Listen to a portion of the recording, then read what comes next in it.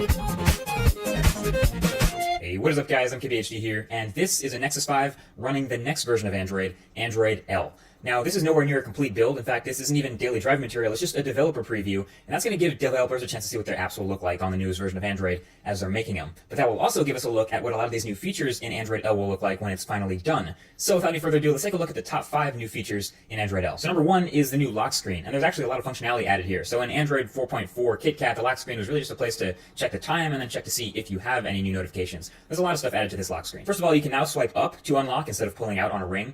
And you can swipe left to open the camera, which is the same as before, but now you can also swipe right to get directly into the phone dialer. And of course, now you have your system notifications readable on your lock screen without pulling anything down, iOS style. So you can swipe away any of the notifications to dismiss them, or click on one of them to open it directly from the lock screen, so you no longer have to swipe down and check to see all your notifications. They're instantly just be all a tap away as soon as you wake your phone. And then there's the little things like the updated looks. So the notification bar is now totally transparent, and if you're plugged in, you don't just get a percentage of how much battery you have, but you get the time remaining until you're done charging at the current rate. I think that is awesome. It's a nice little nifty touch. So number 2 is the notification panel itself, and this is actually legitimately redesigned. I think it's going to take a little bit of getting used to, and it's definitely the biggest change to the notifications we've seen in Android since the beginning. So of course you still swipe down from the status bar and you get the new animation to reveal the notifications here. And again, you have the ability to dismiss them by swiping or tapping one to open it. But you can see here this new look. The notifications are solid, but the background is totally transparent. And then you can swipe down again to get to your quick settings, again redesigned. So much flatter with this gray color here, no more swiping down with 2 fingers or trying to tap the exact corner. Quick settings are super easy to get to now with one hand.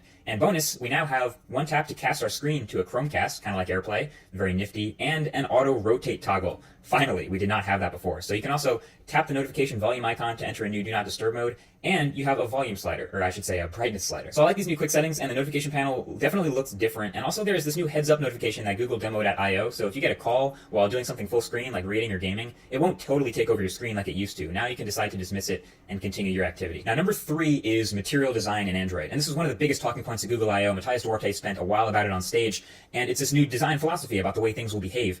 What I'm getting out of it is you basically now will be able to see with animations where everything came from and where everything goes. So every time a new element appears on your screen, it doesn't just explode onto your screen and appear out of nowhere. It slides in from somewhere, or it expands or grows out of something.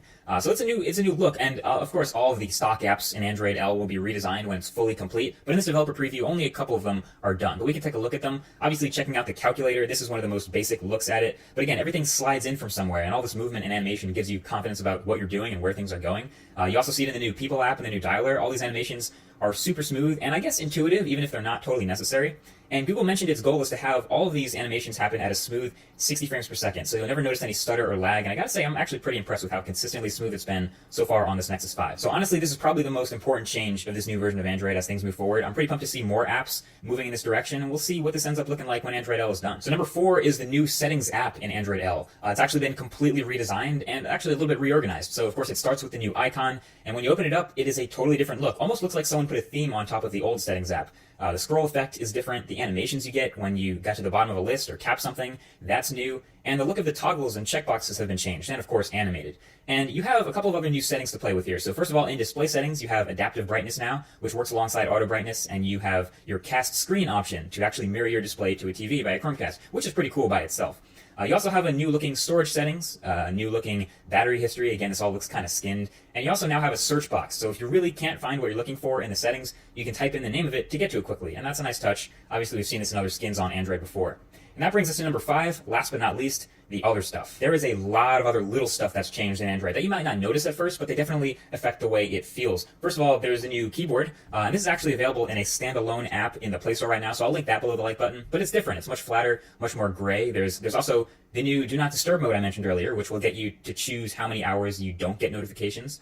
There is a new multitasking, which again has that new look and feel thanks to material design, but of course it stays pretty smooth, it performs well. But really, that's it. I mean, Android L is mostly a visual overhaul when you compare it to Android 4.4 KitKat, besides the fact that it's switched entirely over to the new Art runtime. But it's a new, different polish now, you know? It's a different type of feel for stock Android, definitely very different from the typical Android 4.4 KitKat Holo look that we're used to. It's basically a departure from Holo, and it definitely feels and looks that way. It even kind of reminds me of HTC Sense. The way HTC Sense has been flattening itself out over the past couple of years, we're starting to see Android in this version of Android L flatten itself out, and especially that settings app reminds me of HTC Sense. But there it is, guys. This is the new stock Android. You'll be seeing much more of Android L in the couple of months that follow, especially when they get to the full final release, and we'll see a couple new devices have it. HTC has promised within 90 days of that release, the One M8 will have it. I don't know if anything else other than Nexuses will get Android L, but fingers crossed that we see it in a lot more places. So either way, that's been it. Thanks for watching, guys. Hope you enjoyed this video. Feel free to give it a thumbs up if you do, and share it to other people who are curious about Android L. Thank you for watching, and I'll talk to you guys in the next one. Peace.